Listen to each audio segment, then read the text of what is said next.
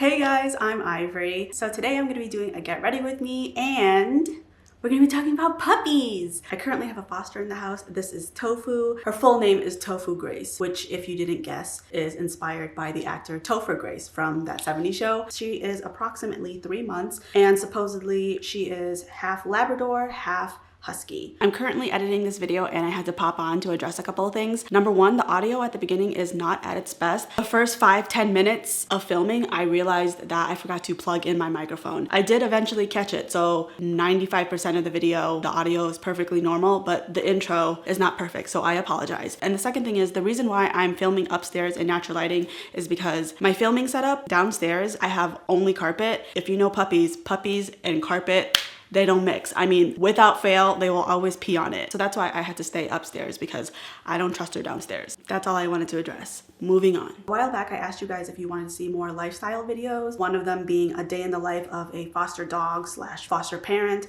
and you guys said you wanted to see it. So I'm like, okay, cool, ask it and you shall receive it. I filmed the video and then when I went to edit it, I hated it. I don't know, maybe I'm just not meant for a vlog style, like holding the camera. It looked super amateur. So I didn't like the video for a multitude of reasons, and I also thought it was kind of boring. I thought about what I should do. Maybe I should redo it. I wasn't sure. The best compromise I could think of was doing a get ready with me where I talk about fosters, and if you stay till the end, I will put in clips that I liked from a day in the life of a foster. Like, I'll put the clips that I actually liked and I'll put them at the end, because I think at the end of the day, I'm not really sure if you guys care too much about exactly what I do every day with a foster dog. I think you guys just kind of want to see a dog, which is totally fine with me because I love seeing dogs too. But that is what today's video is going to be. So if you like makeup and you like dogs, this will be the video for you. And if you don't like makeup, most of the conversation is going to be about dogs. So you might still find this video entertaining. I also wanted to say that the foster organization that I work with is called Hoof Woof and Meow. I will put a link to their website in my description box. If you want to go on their website to donate, you can do it there. I know that they always need stuff like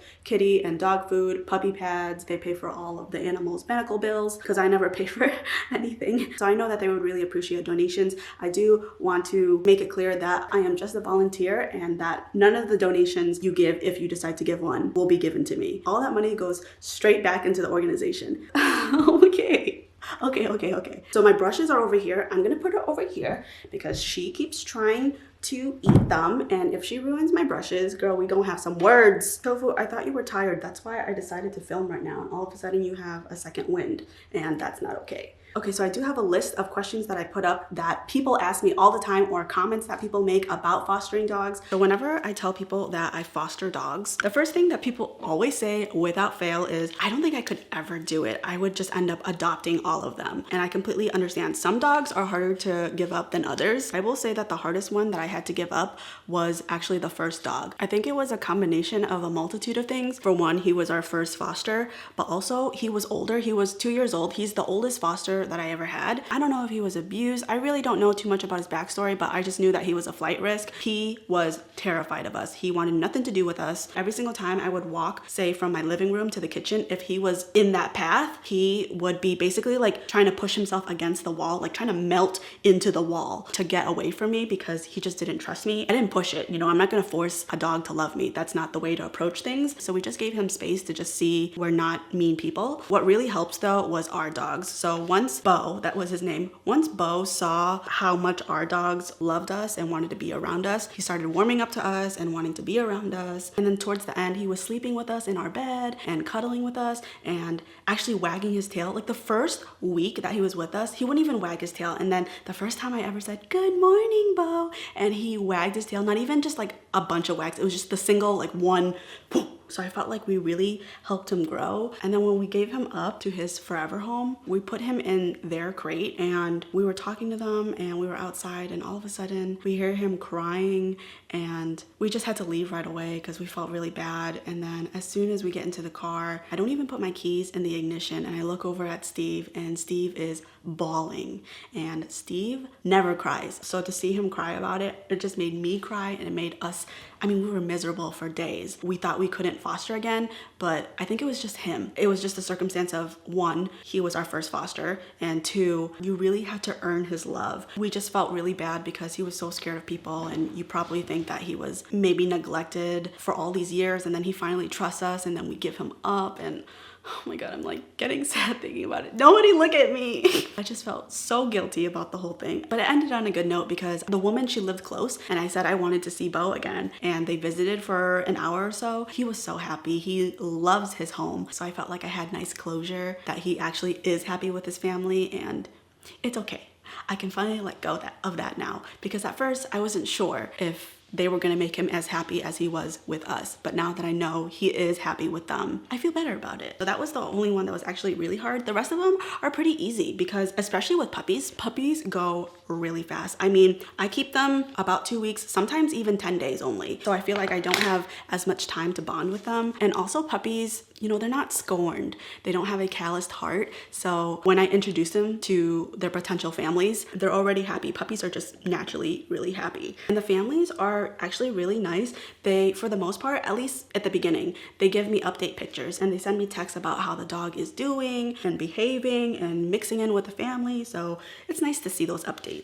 That was a super long answer to just the simple question of, is it hard to give them up? So short answer, no. And also, if I ended up adopting the dogs, I would have 3 dogs. And Steve said that if we adopted a 3rd dog, we can't foster anymore. And I love fostering. So my love for fostering trumps having 3 dogs in the house, because I've had 4 dogs in this house before. I had 2 puppies from the same litter. So my 2 dogs and then the 2 dogs from the same litter. And it was absolute madness. I would agree I can't foster anymore, and I just can't give that up. So the next question I get asked is it harder to foster puppies or adults? I would say it's harder to foster puppies just because you have to go through so much more training. A lot of the times when you get a dog that's 6 months or older, you skip potty training, crate training, which is kind of nice, and they're just a little bit more mellowed out. So you kind of skip a step, which is nice. But for me, it's harder to give up the adults. I feel like I have to earn their trust a little bit more. And then whenever I do, and then I take them to see their potential families, they're very scared and they only want to stay by me, and I feel really bad just because it's like they've already been through enough for so many months, and then they think that you're their next forever home and then they're let down again. I just feel really guilty about that. So I'd say puppies are harder to foster in terms of training, but the older dogs are harder to actually give up. So the next question is, do your dogs get along with the fosters? Yes, question mark? So whenever I introduce a foster, they're immediately curious about the dog and do like the whole butt sniffing thing. And then for a couple days, they don't care for the dog. They don't hate it, but they don't want to really interact with it. Even though usually the dog wants to interact with them, they're like, no. And then over time, my dogs warm up to them and then actually start playing with them. Like right now, Tofu, she does actually play with my dogs pretty well. Like they actually chase each other outside in the yard. I would say that they do get along with the fosters, but they're not like super excited like you would think that they're best friends right away. No, it takes them a little bit of time to warm up to them. The next question is, have you ever wanted to keep a foster? Like I said, no, because if we do adopt one, I can't foster anymore. But I have wanted to keep one in the sense that I wish one of my friends or family adopted one of the fosters that I was taking care of. The next question I get is, how long do I keep the dogs? And that really depends, but for the most part, I keep them in between 2 to 3 weeks. The longest I kept a dog wasn't because he couldn't get adopted, it was because he was heartworm positive, but I kept him 3.5 weeks, and then the shortest time is 10 days. I have to keep them for at least 10 days because on the 10th day, I have to take him to the vet and get a wellness exam, like the fecal, the blood test, all that stuff, and then the vet will determine whether or not they are healthy enough to actually be adopted. I believe Tofu is my 9th foster, and I've been fostering for less than a year. My first foster was in May of last year. So I try to have a foster every month, every other month. And then what do I do with the fosters in terms of training? It really depends each dog, because the first dog that I got, Bo, he was so scared of people that if I was trying to correct him, he wouldn't handle it well. Like he thought he was being punished. It's like, okay, this is why I hate people, and he would just walk away. Like training him was extremely hard. So I really didn't get as much training as I wanted to with him, but my main focus was just getting him to trust people. So for that, I felt like I did a pretty good job. For every dog, almost every single one, I make sure they know sit down, give me paw, just because I think it's cute, and that they are relatively crate trained, at least at night. And of course, I'm working on potty training as well, and also leash training. Depending on whatever home they're going to, sometimes they don't live in a house, sometimes they live in an apartment, so they're gonna have to be on a leash. You'd be surprised, there was one dog I had refused to walk on a leash. So leash training is important, not just to be able to walk on a leash, but to not pull on a leash. For example, in Tofu's case, Tofu is going to be a huge dog. She's easily going to be a 60-pound dog. I can already tell. Her paws are massive. And you know, when she's pulling right now, it doesn't seem like that big of a deal. But when she's fully grown and still pulling, she could really hurt your arm, especially if someone young, like a child, is walking their dog. She could pull them so hard that they fall on their face. So that's something that is really important to work on. Potty training, for obvious reasons, no one likes to have accidents in the house. And then crate training, you know, people are really, it's like a really big divide about whether or not crate training is good for a dog. But my dogs are free roam now, but they are crate trained. For one, it creates a safe space for them so that they can decompress. My dog right now, whenever I have a foster, Willow especially, she gets stressed kind of easily. She will just go straight into her crate knowing that no dog is going to follow after her, and she will just be in her crate. And then Millie, she sleeps there every night, and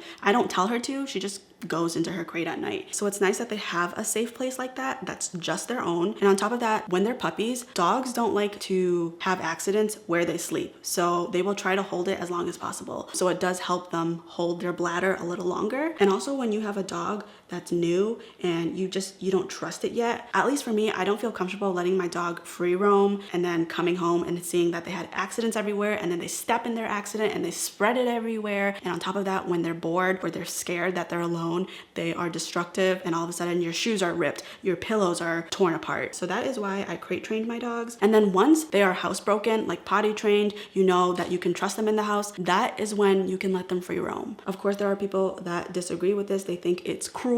To each their own. You know what I mean? This is my philosophy when it comes to crate training. I think that's all I really wanted to talk about when it came to dogs. So in terms of how Tofu's doing in this house, she is by far on the higher energy of dogs that I've ever fostered. Like, you think about what a high energy dog is, she's higher than that. She's doing pretty well in the house. She still has accidents. She probably has like 2 or 3 a day, but a lot of the times it's our fault. She definitely has a tell, so sometimes we just don't catch it. But every once in a while, she just like straight up just starts walking and then pees without any warning. She's young. She doesn't totally have it together, which is fine. But for the most part, most of her potties are outside, which is good. In terms of crate training, she's doing pretty good at night. Yesterday was the first time we put her in the crate, and she didn't cry. She just went straight to sleep. That is the first time for us, and we've had her for about a week and a half at this point. But during the day, crating her is, if I can, I'm gonna put in a clip of what she sounds like the first time I tried to crate her during the day.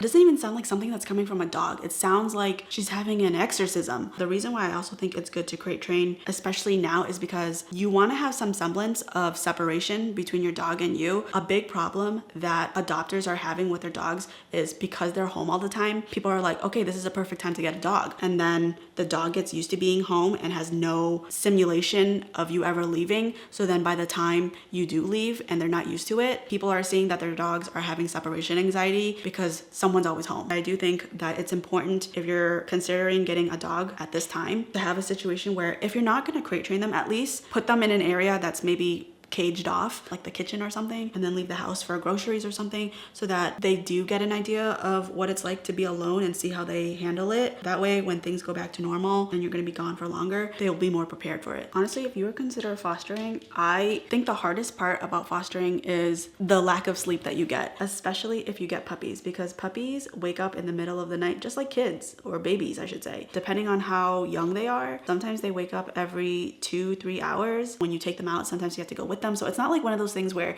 you know, when you wake up in the middle of the night to pee, you're not fully awake and you can go back to sleep right away. When they start whining, you have a minute to get from the crate to outside, because depending on how young they are, if you don't get them in time, they will pee in the crate. So you have to quickly get up and then take them outside. Sometimes they don't want to go unless you're outside with them. So then you have to be outside. By then you're fully awake because it's probably cold. So you're outside waiting for them to go potty. Sometimes they don't even want to go potty. So it's like why the hell did you wake me up? And then after they do go potty, you put them back in their crate and then they cry for another half hour because they don't want to be in their crate. Then you're up listening to them because you can't cave, because then they'll learn to always cry when they don't want to be in their crate, and then they'll learn to cry longer. So you want to nip that in the bud. So whenever I get a puppy, I have to anticipate that for the 2 to 3 weeks that I have that dog, I will have poor sleep for the entire duration of that. And that is a big reason why it's so hard for me to film whenever I have a foster in the house. It's because I'm so tired, and it translates on camera. And on top of that, you are tired and then you have to start the day anyways. You have to keep your eyes on this dog pretty much at all times. If they're wandering, if they're in their crate, then whatever. The minute you take your eyes off them, I swear they know, because they always have an accident the minute your eyes are away. Like, you went to the bathroom really quick, you come back, there's a huge pee puddle, or they just poop somewhere, or they threw up, and you know, they never do it on the hardwood. That's what I've learned. My floors are hardwood, but I do have some scattered rugs, and for whatever reason, they always choose the rug. Why? Please explain. So that's really the only thing that's like hard for me, is the lack of sleep, because that is a ripple effect for everything. Because whenever I'm tired, I don't know, I feel like I can't keep up with the dog sometimes. But everything else, like the potty training, the leash training, going outside, like it helps me be active. That part I don't mind as much. Not that I do mind it, I actually enjoy that part. That's why I love fostering. Also because who doesn't love puppies? You know, me and Steve have talked about this. We always think it's weird whenever people say that they don't like animals, not just dogs, animals. The only times I let it slide is if you're allergic or you have a really busy schedule, so you can't give the dog the attention that they need, but you still like the animals. It's just like you are smart enough and responsible enough to know that you personally cannot own one. That's different. But when people are like, yeah, I don't have a dog because I just don't like dogs, it's always like not a red flag, like a pink flag to me. That is it for this video. I hope that you enjoyed. Don't forget, at the end of this video, I do have bonus clips from when I attempted to film a day in the life of a foster parent or dog. I hope that you enjoyed this video. If you did, don't forget to give it a thumbs up, and feel free to comment down below what other types of videos you'd like to see from me. And if you haven't already, please consider subscribing if you haven't already. I'd love to see you come back. Thank you so much for watching. I'll see you in my next one. Bye! Tofu, please don't eat my brushes. She's already gotten 2 of my beauty blenders. I know. All that money goes, okay. So the first thing, okay, talking and spraying that in my mouth was not appealing. Come here. Oh, Millie, I called for tofu. Progress with him? Hi. They were oh. Oh, she's sweet but a psycho, a little bit psycho.